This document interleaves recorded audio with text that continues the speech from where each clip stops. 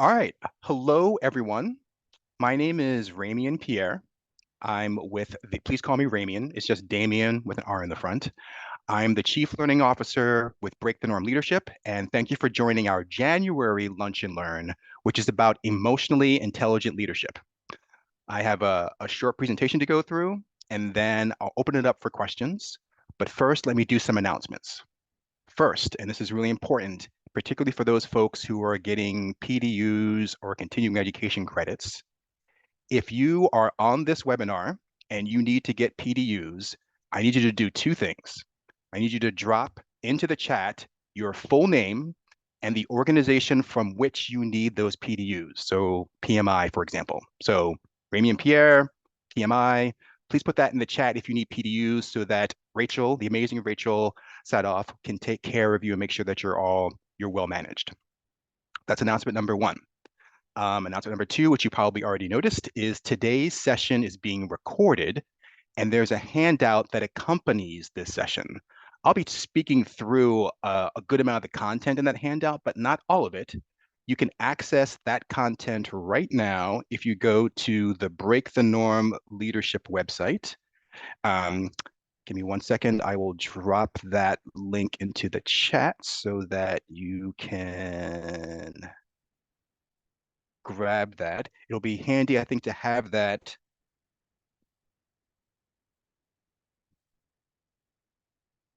Oops, nope, I didn't do that right. I'm gonna have to ask Rachel if you could drop that link again. If you want to grab the handout now, that'll be great. If not, we'll just email you the handout afterwards.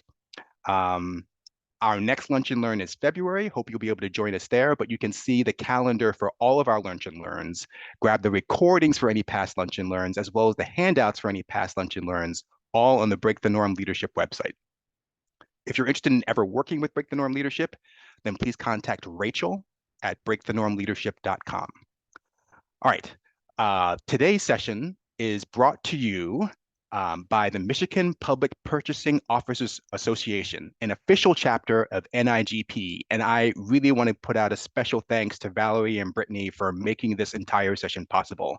And because the Michigan Public Purchasing Officers Association is sponsoring today's session, this Lunch and Learn is going to be a full hour, more or less, as opposed to the normal half an hour. So if you are interested in ever sponsoring, please let us know. But I want to also let the fine folks of the MPPOA know that if you have any questions after this session and want to send them to Rachel, I'll make sure I respond to them.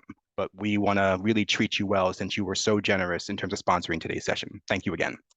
All right, with that, let me jump into the content. Today's session is about emotionally intelligent leadership. And let me start by putting the bottom line up front. Emotionally intelligent leadership, when applied consistently and proficiently, allows leaders, teams, and organizations to get better business data in order to make better business decisions, in order to achieve better business outcomes. So emotional intelligent leadership is the start of a great chain that ends with better business outcomes. It's not about feelings or feelings competition, feelings ball. We'll talk more about that later. Emotionally intelligent leadership can also help you answer two questions, at least in my experience. It's helped me answer the question, how should I lead when I'm starting to work with a new team? Often leading in an emotionally intelligent way is a really effective way at the start of any new leader-team relationship. The second question it's really helped me answer is, how might I lead a team when I suspect that team is underperforming or when I know that team is underperforming? And again, emotionally intelligent leadership can be an incredibly useful tool to improve performance when I'm working with an underperforming team. So during today's session, we're going to provide strategies and tactics around emotionally intelligent leadership. We're going to start with, though, some definitions, because I want to make sure we're all talking about the same thing in the same way. And I'm going to start with definitions about emotion, intelligence, and then emotional intelligence. Actually, I'm going to start with the definition of leadership. Let's just get that out of the way. Leadership is essentially leading organizations, whether that's a team or a group or a company, towards their goal. So leading organizations towards their goal. And there are three things that in my research and my work I've seen leaders have to do. They have to set vision, they have to make decisions, and they have to remove barriers to action. And emotionally intelligent leadership helps leaders do those three things. Let's define emotion. So emotion is this mental state that has these three components. It has a subjective experience, a physiological experience, and either a behavioral or expressive response. Let me explain what that means. So, I something happens in my life. I spill a cup of coffee onto my clothes before I go off to work in the morning. That's an objective experience. It happened. It really happened to me. I may have a subjective reaction. I may feel frustrated or bad about that. So that's my feeling about that thing that I saw or witnessed or experienced. And then I might have a physiological response. I might clench. My heart rate might go up. Might get a tight throat. I might like tense up all my muscles. And then I might have a behavioral or expressive response. For me, I would probably drop an F-bomb or two. I might sulk. I might get frustrated. These are all things that happen. All of these things are under the umbrella of emotion. The reason why I use the word complex here is because they don't necessarily happen in a linear process. It doesn't necessarily go subjective experience, physiological response, and then expressive response.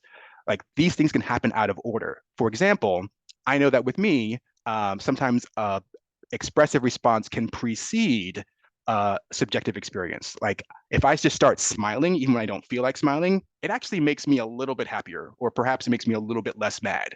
So I flip the order there. Um, the same thing happens with physiological responses. I'll tell a story about this later. Is I may feel something in my body that generates this, and I may notice in my body before I have the feeling in my head. So emotions are a bit complicated in terms of their order, but typically speaking, we're talking about these three things. Then comes intelligence. And I know it's easy to assume we all know what intelligence means, but the definition of intelligence has actually changed over time, over human history. It started out very broad, got very, very narrow, and then expanded out fairly recently. So let me explain. In the before times, let's say anything before the 1900s, there were generally speaking a pretty broad definition of intelligence. Intelligence referred to the ability to be able to navigate different problem spaces, like farmers. Their problem space was literally the ground, how to grow crops in this environment, whatever environment they were in, on whatever schedule they needed to. Like being able to navigate that problem space was that was what it was for farmers. Athletes have different problem spaces. Athletes, your problem space is usually defined by the rules of the game, the physical layout of the court or arena, and perhaps the interactions with the other team. So, like literally, your ability to navigate through these things has a lot to do with intelligence. Like the more intelligent you are, the more easily you can navigate a problem space. But then something happened in the early 1900s. I think in 1905, the IQ test was invented. And we went from having very broad views of who is intelligent, what intelligence looks like, to an extremely narrow view where intelligence was only seen as cognitive ability. And that went on for quite a while, not in terms of human history, but let's say for 80 or so years until sort of like the 1980s and later, when researchers like Howard Gardner and other people began to re-expand the definition of intelligence to include other things. So what I included here and on the slide are the 8 different aspects of Howard Gardner's multiple intelligence theory, which was in some ways recycling old wisdom that there are different ways to be smart. You can be smart verbally, you can be smart musically, you can be smart in terms of being able to work with nature, or in terms of your like knowing yourself, or being able to work with others interpersonally and intrapersonally. So we broadened our definition of intelligence. Now, this all leads us to a definition of emotional intelligence coined by Daniel Goleman, and it really breaks down into 4 different quadrants: self-awareness and self-management, as well as social awareness and relationship management, the ability to manage social relationships with other people. So, um, emotional intelligence is basically about navigating the sort of the problem space of internal and social emotional states. The water that all human beings live in, whether it's my private pond of water or when I'm swimming with other people, our collective pond of water. Emotionally intelligent people are able to navigate that water more smoothly than less emotionally intelligent people. All right. So now that we're clear about definitions, what I really want to move to is clearing up some misconceptions about emotionally intelligent leadership. Because my experience is that if people carry misconceptions, they won't follow through with the activity. So in this case, if you have these misconceptions about emotional intelligent leadership, no matter how smart you are, no matter how well intentioned you are, no matter how sensible or attractive you are, you're not gonna dive into emotional intelligence because you're being held back by these things. So let me address them right up front before we get into the strategies. So one, some people believe that emotionally intelligent leadership means you have to be an emotional leader. And what that ends up doing is it makes people and leaders think that leadership is about feelings and feelings ball, the sort of competition between you and me, where there's no clear objective because feelings are mushy and hard to define. That's not the case at all. Emotionally intelligent leadership is really about managing emotional data because in any situation, there's objective data and there's subjective data. And being able to recognize both and combine both appropriately, this emotional data with rational data helps people and leaders and organizations make better decisions. Then there's this idea that it's a fixed trait, that some people are just better at reading the room or developing emotional intelligence than other people. And that's not true at all. And I'll use myself as an example. I grew up outside Philadelphia in a small town called Westchester, Pennsylvania, although now it's known for QVC, but when I was growing up, it was known for nothing. And I was a latchkey kid with stranger danger who spent most of his time alone. I had zero emotional intelligence. Oh, to actually take it back, my emotional intelligence up until about the age of 13 was informed almost entirely by 70s sitcoms. And I don't know if you've ever, not ever, I don't know if you've gone back and looked at 70 sitcoms or maybe at Nick at Night on something. 70 sitcoms are incredibly sarcastic and mean. They're funny, but still in a sort of a mean way. And that's the way I thought people interacted. So, as you can imagine, in middle school and high school, I had a hard time dealing with other people, or rather, they had a hard time dealing with me because I just didn't know how to people. I had to literally train myself on how to people. I'll give you some more examples later as we go on today, as ways of illustrating emotionally intelligent leadership. But being an emotionally intelligent leader is completely learnable. You don't have to finish with what you started with. And then some people think it's all about being positive and this sort of kumbaya, we're all going to get along sort of experience. And that is not true at all, because we know that all emotions aren't positive. In fact, I think it's a lot easier for many of us to feel, experience, name negative emotions than it is positive ones. So, what emotionally intelligent leadership is really about, again, is taking all that data, objective data and subjective data, and using it to make decisions. Because the better the data that goes into decision making, the more likely it is you're to make a good decision on going out. And then there's some people who think that emotional intelligence is just about empathy. And by empathy, I mean sort of sharing emotional experiences. I empathize with you if I can feel the same thing that you're feeling.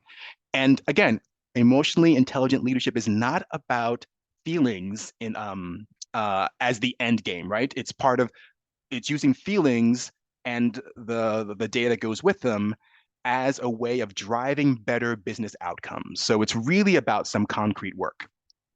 And then lastly, there's this idea that emotionally intelligent leadership just requires a lot of effort. In fact, more effort than sort of the old style command and control type of leadership. And that is true to a degree at the start. in my experience, one of the advantages of command and control is that it requires fairly little from me up as a leader up front. I give commands, I monitor to make sure that they're being followed, I correct any deviations from the plan. But with emotionally intelligent leadership, you're actually really listening to your people on your team and using those data to help drive action, to help guide, inform you on how to guide them. So upfront, it may require more energy, but what the research has shown is that down line, um, teams with an emotionally intelligent leader or emotionally intelligent teams make decisions faster, follow processes, organizational processes more efficiently, with less friction, and they make decisions faster. So in when all's said and done, emotionally intelligent leadership saves time over the long run. All right, now that we've done that, let's get into um, our strategies for becoming more proficient and more consistent in terms of emotional leadership. And we've organized them in the same order same quadrants, pardon, as emotional intelligence itself. So we have our self-awareness strategies, which are cultivating mindful reflection, enhancing emotional literacy, and practicing real-time monitoring. And then we have our social awareness strategies, gathering and interpreting social information effectively, enhancing empathy and understanding, and staying informed and culturally aware. Let me speak about those two first, and then I'll go into the management strategies a bit. So, in terms of self-awareness, my experience is that for a long time, even after I got over my 70s sitcom style of interacting with people, I didn't know the words, the literal words to express feelings. I didn't have the language or the vocabulary. And I'm a firm believer, if you can't name it, you can't manage it. You have to figure it out what it's called or label it in some way in order for you to have some ownership over it and then manage it. And if someone asked me how I was feeling, I really only had two options. I could say, I'm okay, or I'm not great, I'm bad. And what I learned through therapy is that there are a whole bunch of other emotions that I just never had even conceived before. And the way that I learned them was actually through the feelings wheel. If you don't know what that is, just Google feelings wheel. And what you'll find are these images of these circular charts where in the center are some basic human emotions, happy, sad, like the ones that I probably could have named even when I was a middle schooler. And then bridging off of each one of those core emotions are like types of sad or types of happy. And then from each of those types, there are some more emotions. And I just found it was great to have more vocabulary. Um, the other thing I noticed, this story I'll share about self-awareness is for a long time, I was a performer. I was a vocal performer, and I actually was frequently nervous. And at first, I thought it's a bad thing. I thought, I've heard nervousness is a bad thing. I shouldn't be nervous all the time. Why am I so nervous? I was feeling nervous and then obsessing about feeling nervous, none of which helped my performance. But then through the help of some other people, I realized that I experience nervousness in two different places in my body. Sometimes it's in my chest, and sometimes it's in my belly. And I noticed that when it's in my belly down here, that's when something's really wrong. I haven't prepared enough. No, I take it back. Belly is good nervousness. That's when it's just I'm anxious about how it's going to go. There's a bunch of people. I'm an introvert, so I just feel a little anxious about that experience. But if it's in my chest, if I feel nervousness in my chest, that means I haven't prepared enough or I don't feel ready. There's some serious issues there. And eventually over time I learned, oh, when I say I'm nervous, like I should really use two different words for the nervousness I feel in my belly and the nervousness I feel in my chest. Let's talk about social awareness, and then we'll do management. Social awareness is about the cues you get from other people. And sometimes that involves the cues that you give to other people. So, for example, years ago, I used to think, and pardon my rudeness, I used to think that people were dumb. And the reason why I thought other people were dumb is because when I'd be in a conversation with them, And I would ask them, tell me how this works, whatever this is. This could be a machine, a procedure, or whatever. People would start describing to me how this works. And I would be completely focused on listening to everything that they said. And I would notice the same thing kept happening again and again and again is someone is talking to me, they're explaining, and they keep repeating themselves. They'll go like point A, point B, point C, point B, point C, point D, point A, point D, point E, point F. And I thought, people are really dumb because like I already got A, B, C, D. Why don't they just keep going through the list? Until I realized that most people, when they're talking to you, they're looking for you to acknowledge that you understand them. And I was giving absolutely no feedback. Like I was so focused on listening that I was giving no verbal feedback. I was giving no physical feedback. I never nodded my head. And I realized, huh, people must think that I'm really dumb. That's why they keep repeating themselves because they think Ramian doesn't get it. Like, I think he might get it. Nope, no clue. So let me go back and keep going. Nope, he's not saying anything. Let me go back. So I actually had to learn how to, this again, my learning how to people, I had to learn that you need to give people feedback or responses to let them know that you're actually hearing them. So again, this is a part of where I had to learn some social awareness strategies. Um, and for me, one way that I learned how to people or how people work is through books and movies. Sometimes song music, but usually books and movies, particularly when they involve some sort of interpersonal dynamics or interpersonal drama. I learned, oh, that's how people work. Let me borrow some of that and try apply to my real life. All right, so that's awareness.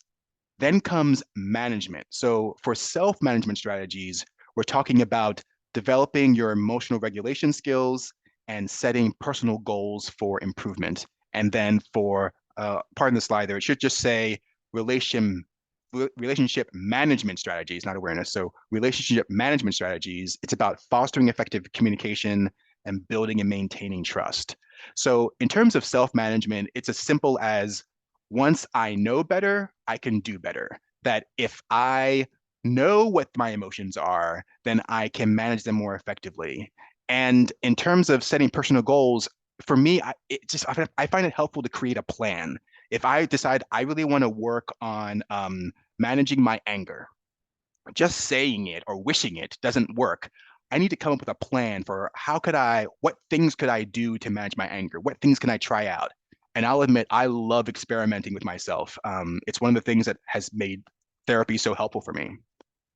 In terms of, I'll say more about self-management when we get into the tactics for it. In terms of relationship management, again, this is about how do you navigate the water that we share, like our shared pond of relationships and interactions. And the one big key is just being more effective in your communication. It's kind of an example of the from that self-awareness story I told earlier about I thought people were dumb, but they were thinking I was dumb because I wasn't sharing feedback that I understood them. Like once I learned how communication works, that communication's not you talk until you're done and then I talk until I'm done. That communication is much more of a game of catch where we take turns, where we go back and forth. Until I realized that, I wasn't a good communicator at all. I think now I'm much better, although the bar was low before. But I think I'm a much better communicator. And then in terms of relationship management, it really does boil down very often to building and maintaining trust. And by trust, I mean that they trust me at my word, that they see the consistency between my words and my actions, things like that. So having said that, let me take some time to go into tactics. So those are the strategies, but what does this look like on a day to day? How might you apply it on your team, in your personal life? Let's start with the self-awareness um, and social awareness strategies and the tactics for each one. So what you see here is a table that has strategies in that second row, and then the third row are tactics you might use to activate those strategies or to put those strategies into action. Now, the handout, which you can get from the Break the Norm Leadership website, has a number of tactics for each strategy. I'm just cherry picking a few here just to illustrate examples. So, in terms of developing emotional awareness, I find that journaling is a great way to do that.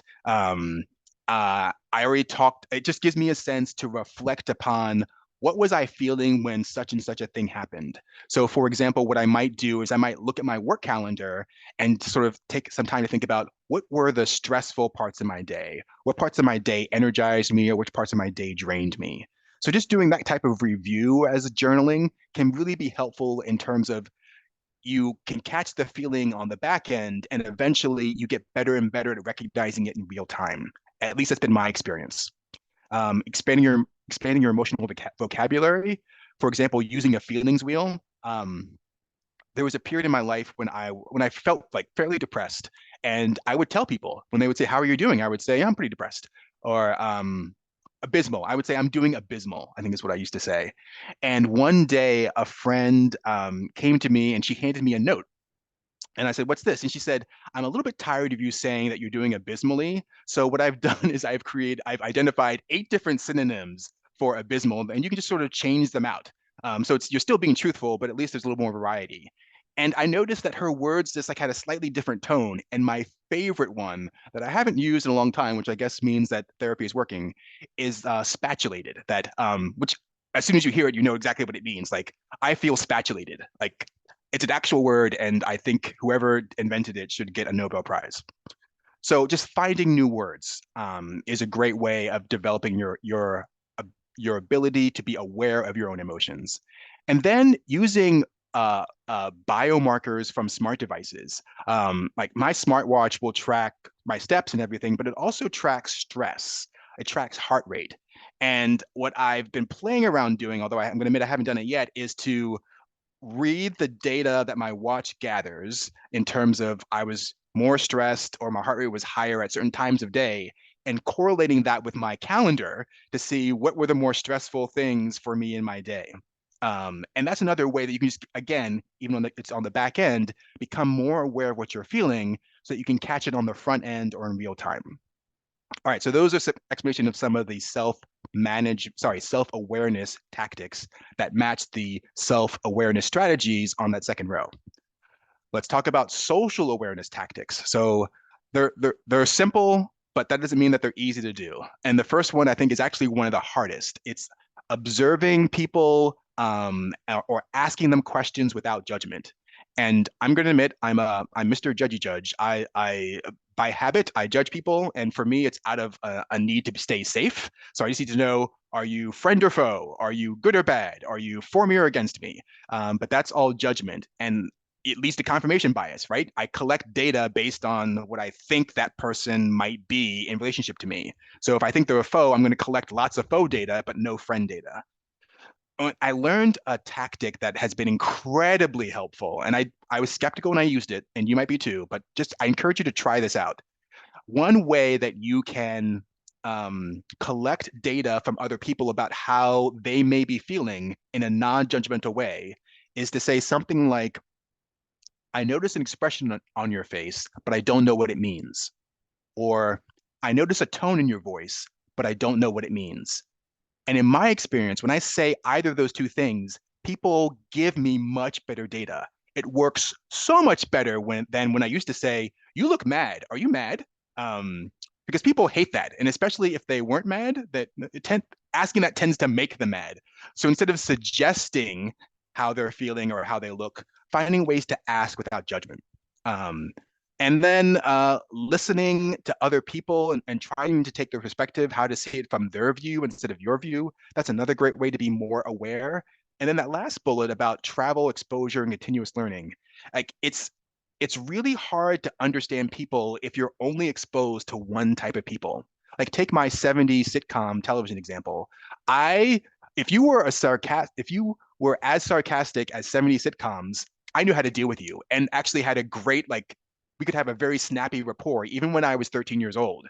But if you were a normal human operating in the real world, I had no idea how to deal with you. It's because I had no exposure to quote unquote normal people operating in the real world. So, or very little exposure, pardon. I don't want you to think that I was raised in a cave or in a barn or something. I just spent a lot of time alone. So, finding ways to expose yourself, either literally by traveling, doing new activities where you're meeting new people, or virtually where you're watching movies or reading books or listening to podcasts or seeing stories of other people in TV shows or movies, people that are different than you. It, it, it, when you do those things, it improves your ability to be able to be aware of social cues and learning how, which helps you later in terms of managing to navigate social cues. All right, so that's a quick overview of a few tactics for each one of those strategies. Again, there's more in the handout, but I wanted to at least talk about these few. Now let's move to management. We are talking about management strategies for self and for others. And for the strategies are for self are developing emotional regulation skills and setting goals. Um, and the tactics that I find most helpful in terms of regulating my emotions, for me, I find breathing works. And I at first thought it was hokey. I thought it's never going to work.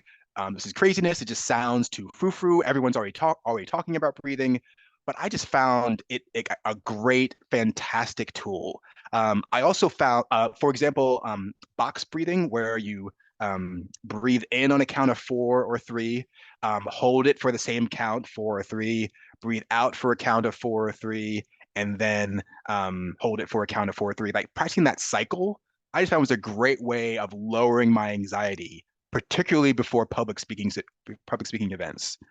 I also found physical activity as a great way of regulating my emotions. For me and a number of others, doing something physical was often a great way to work through some sometimes unhelpful or negative emotions, and also to get some endorphins to make myself a bit happier. So, physical, and also there's professional help. I've mentioned therapy a couple of times. I am a big believer in therapy. If I ever win the lottery, for like one of those $1 billion jackpots, I'm going to find a way to give a whole lot of people a whole lot of therapy for free. Um, and then in terms of setting goals, it's really important to come up with a plan. Again, if you don't plan, if you fail to plan, you plan to fail. So I'm a big believer in finding a way to give myself time to work on something. And I know the conventional wisdom is that it may take 21 days to form a habit, but I looked at the research and that's not true. That it's a huge range between 18 days and 254 days to form a habit, with the average being 66 days. So if you're going to give yourself if you're going to create a plan to develop a habit of managing your emotions, so maybe managing your anger, give yourself 2 to 3 months to stick with doing one thing on a regular basis. Don't think you can just do it in 3 weeks, because I feel like you're setting yourself up for success. Sorry, setting yourself up for failure. Um, the overall experience of having better self-management is that, at least for me, that there was more space between any stimulus I got from the outside world and my response. Stephen Covey talked about this in the 7 Habits of Highly Effective People, that highly effective people can make space between stimulus and response. Ineffective people have no space. And I'll tell an example that I kind of referred to earlier. Shortly after I started therapy, I was in my kitchen one morning, about to walk out to work, and I had made my big cup of coffee, and I was about to head towards the front door, and I don't know what I did, but ended up spilling my coffee all over myself and the kitchen floor. Um, and that was the stimulus: spilling coffee over self and kitchen floor. My response was completely unexpected at the time. I laughed out loud, for like 5, 10 seconds. And that is not the Ramian that would have that's not the way Rami would have reacted before therapy. Before therapy, there would have been multiple F bombs and probably like um, some un some unsocial physical gestures involved in my reaction. But the regulation I had learned from therapy, even to that point, helped me make a little bit of space between stimulus and response, enough that I could see the humor in it all. All right, that's the takeaway for that column. Let's talk about relationship management strategies and the tactics that are beneath them. So, taking the receiver's point of view, considering and responding to negative verbal cues. Let me say a bit about nonverbal cues. There's this conventional wisdom that, like, when you're communicating a message to somebody, that 55% of that message is nonverbal, 38% is in the tone of your voice, and that 7%, only 7%, are the little literal words. again, I did the research on this, or I went back to the original studies. They're from Morabian, Professor Morabian, Dr. Morabian, pardon. I think he might still be teaching at UCLA, but that's not what his research says. Essentially, what his research says is that when human beings get conflicting signals, meaning that what they see doesn't match what they hear, doesn't match what is said, they preference data in a very particular order. That they first preference non-verbal data, which makes a little bit of sense to me. That, as creatures that had to fend for in a very hostile world, we had to be able to see threats. So we give first preference to what we see. Is the person's body language and gestures, do they appear to be friendly? And then we go to vocal tone, like what do we hear? So see, then hear. And then lastly, we go to what is the content? What do they actually say? So it's not about how much of your message is nonverbal, vocal, or literal. It's more about when people get mixed messages from you, and we often give mixed messages. Sometimes I laugh when I'm frustrated or smile when I'm giving bad news. And when I do that, I'm sending a mixed message. And what people are going to pay attention to, for example, smiling when I give bad news, is they'll pay attention more to my smile than the bad news that's coming out of my mouth.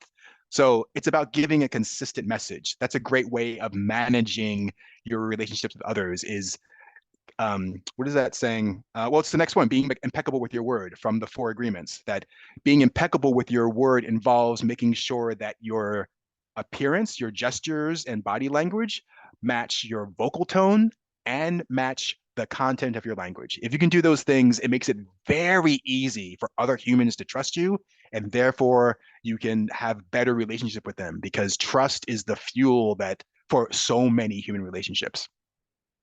All right. That's an overview of the social management self-management and relationship management strategies and tactics. Let me now talk a bit about the handout that's on the Break the Norm Leadership website, because not only does it cover everything I've just said, it goes more into depth about the different strategies, or sorry, it gives a whole lot more tactics for each of the strategies that I've already discussed. These are strategies and tactics you can use to increase your emotional intelligence leadership consistency and proficiency. The handout also gives you some recommended actions for when you experience this challenge, here's how you might respond. If you want to learn more, go here. So we list a number of common challenges to executing or implementing emotionally intelligent leadership within organizations. And for each one of those, we identify some things you can do right away to help smooth the path. And then we even include a script that you can use to have a conversation with your organization or team, your people leader or stakeholder about how to launch an emotionally intelligent leadership initiative or pilot program. We give you language of things that you can say, and we give you some, if they say this, then think about saying this. All of that is in the handout, which is at breakthenormleadership.com/LNL. Also there you can see all of our upcoming and past Lunch and Learns and download recordings and handouts from previous Lunch and Learns. I want to make sure that you knew about that. And then let me end before we open it for Q&A with about how you might take your next step, because what is that saying? There's like the Vegas saying that what happens here stays here. With Break the Norm Leadership Lunch and Learns, we follow Reno rules, which is what is learned, what happens here may stay here, but what is learned here must leave here. And so we really want you to take this and share it, and take this and apply it in your own life. So here are some strategies. First, pick one of those four emotionally intelligent quadrants to focus on for the next 3 months. Don't try and do them all, just pick one. Now, for that quadrant, pick one, maybe two strategies, but I'm going to encourage you to pick just one. So pick one strategy and one tactic. And your goal is for the next 90 days to deliberately practice that tactic for that strategy in your personal life and in your work life. And then after the 90 days, which is longer than the 66-day average it takes to form a habit, you should review your progress and decide, all right, do I want to keep doing this? Or is my experiment over? Do I want to change my strategy or change my tactics? Maybe I've got the right strategy, but the wrong tactic for me. Or do I want to move on to another quadrant? So I really encourage you to set up a 90-day sort of experiment. You don't have to buy anything that I've said during this webinar. Just rent it for free and try it out. Just experiment and see how it goes. And if you need help, Break the Norm Leadership is here to help you. We can help you with customized workshops. We get around emotionally intelligent leadership. We can help you with coaching, whether that's group coaching or one-on-one coaching, both virtual and hybrid. If you want any information, just contact Rachel at breakthenormleadership.com. And there's a link. Actually, we'll drop the link. I'll ask Rachel if you can drop into the chat a link for how people can access this. Oh, you don't need the link. It's the link to access our schedule of Lunch and Learns is breakthenormleadership.com/L, sorry, LNL. It's hard for me to spell backwards. All right. So I'm going to stop sharing my screen and see what questions there might be. If you want to raise your hand, I'm happy to take those questions. I'll also go through the chat. And if someone wants to come off mic, I'm happy to do that as well. I just want to try and be helpful in the next 10 minutes or so by answering questions around emotionally intelligent leadership.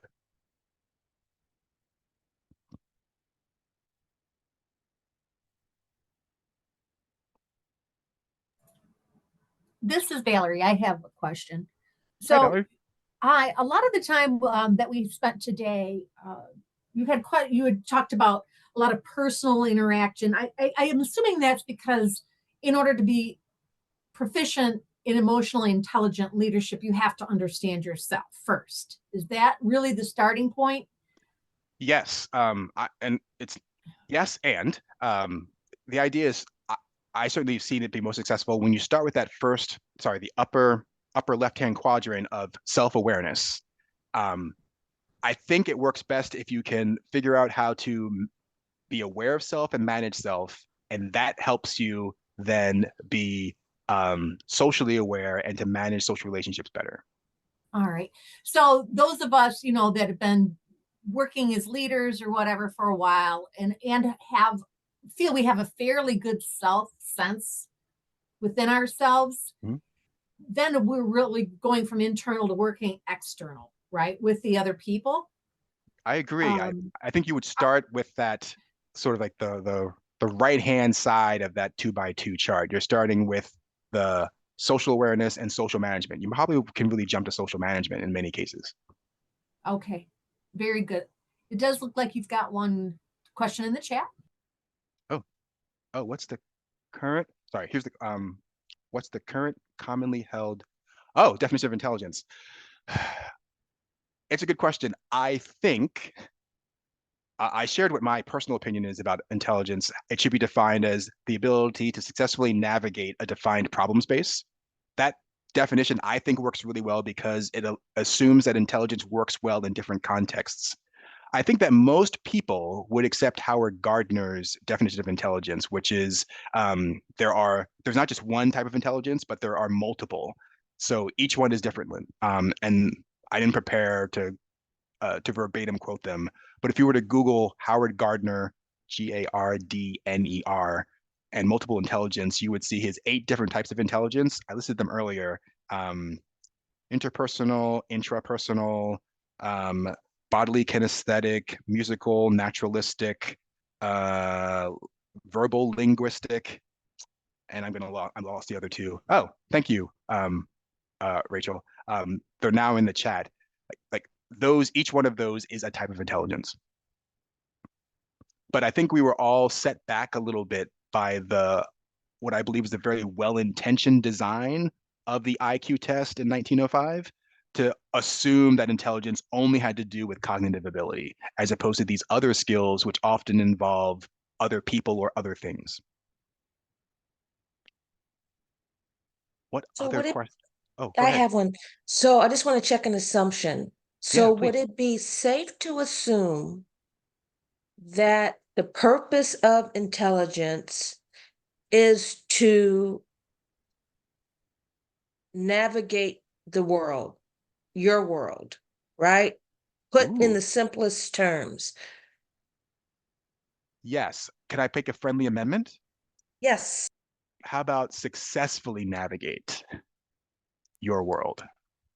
Okay. Does that And I feel like that that because that leaves space for metrics. If you were coaching someone through this, you could establish some metrics around what that success looks like, depending upon their individual situation. Is that a fair statement? it is? I Okay. believe it firmly is because, for example, I'm not gonna navigate let's pick a I'm not gonna navigate my world successfully all the time, but my goal is to maybe up my batting average, right? Maybe I'm only hitting 300. Well, that's not only. Maybe I'm hitting 300. I'm a world class intelligent person in this environment, but I want to be even better. I want to be like I want to break all the records. I want to hit 500. Like every other time I experience blah, I want to be able to navigate it successfully. So I think when you're coaching someone, it's not about being perfect, it's not getting it to 1,000, like or 100% of the time. It's about just improving the batting average. I'm a big believer in each of us giving ourselves some grace. So that's part of the reason why I say that. Is emotional intelligence easier or more difficult in a highly diverse workplace? Oh, this is fascinating. I'd like to think about it, but I'm gonna I'm gonna give you my top of mind answer right now, Dean. I'm gonna say it's more difficult, as many things are more difficult in a diverse workplace. That doesn't mean how do I say this? And please know I'm a big believer in diverse workplaces. I think the one advantage of homogeneous workplaces is that they produce fairly predictable outcomes because there's very little variation. When you diversify workplaces or whatever the input to any system is, I think you're more likely to get highs and lows. I think you're more likely to get amazing successes that you could never have imagined, as well as struggle because you're not really optimizing the interaction of all your inputs. So I think emotional intelligence is no different as in a diverse workplace, that it probably is harder to manage than in a homogeneous workplace. But when you get it to work and you get all the people firing their engines in synchrony, like when you get the synchronized firing of all those engines, I think you get amazing outputs that far exceed what you could get from a homogeneous work group. Personal opinion, but I'm going to do some thinking and see if I can find some research about it. You've inspired me, Dean. Thank you. I think we have time for one more question. Is there anybody who would like to ask something or share?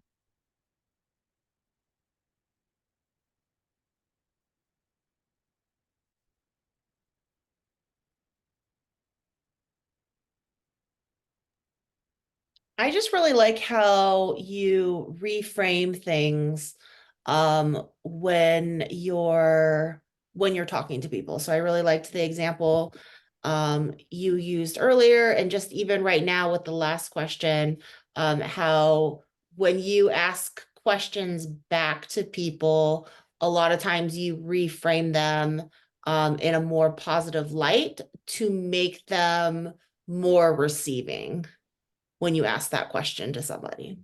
Oh, thank you.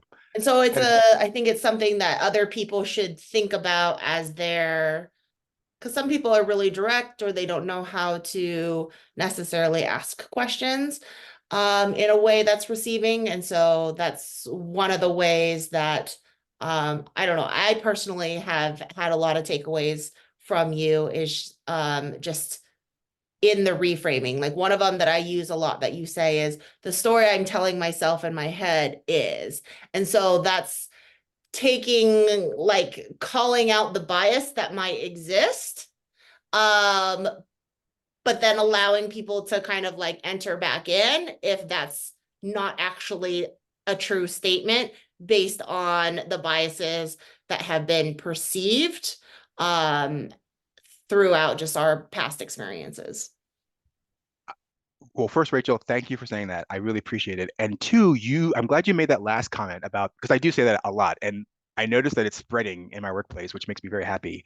But that's actually another great tool that I learned it in a training, and I want to share it with folks. Another great tool for learning how to more effectively manage relationships in an emotionally intelligent way is if you are able to ever read the book Crucial Conversations or take a training with they changed their name, the Crucial Learning folks who produce Crucial Conversations and Crucial Accountability. That body of work is incredibly useful and practical and powerful in terms of how do you um, make it safe for people to share their best inputs so that you can get the best work done. I see, I think it's Paula. Yes, I love their work. I have two copies of both the books, Conversations and Accountability, on the bookshelf behind me. And whenever I can, I try and weave a little bit of that content into my conversations.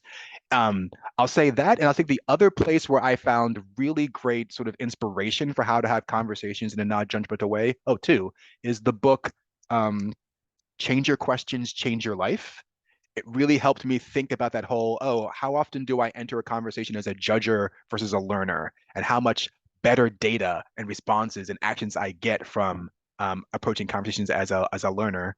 And the other thing is, so the general concept of consent is often I will like I even did it with I don't know how to pronounce your name, so I may murder it. Sorry.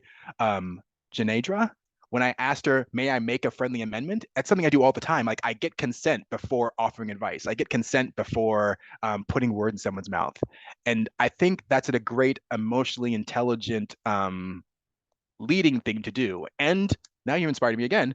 So I get on a roll. Is that one of the things I firmly believe is that excellent leaders not don't just lead just people or teams, they are language leaders, that the way they talk about things impacts people, impacts organizations and climates. So if you really, I believe, if you really want to be an effective leader, if you really want to be an emotionally intelligent leader, you have to change the way you talk to people. Because language control is thought control when used ethically, actually, even when used unethically. So please, everyone, use your language powers ethically. And I think leaders, I feel like anyone who's a leader should get like an immediate some like handbook on how to say things in such a way to help other people. All right, it's 7 minutes before the hour. I'm gonna gently stop us here. I see the otters are telling us what happened, so thank you, otters. Um, and I really want to thank you all for joining us today. And again, for the MPP OA folks, if you have any questions that you think of after the session, if you get them to Rachel, I promise we'll respond within 5 business days with answers. We really want to be helpful to you in particular since you sponsored today's session. So thank you all. Have an amazing day and rest of the month. And Valerie and Brittany, thank you for making this all possible. You two are the best.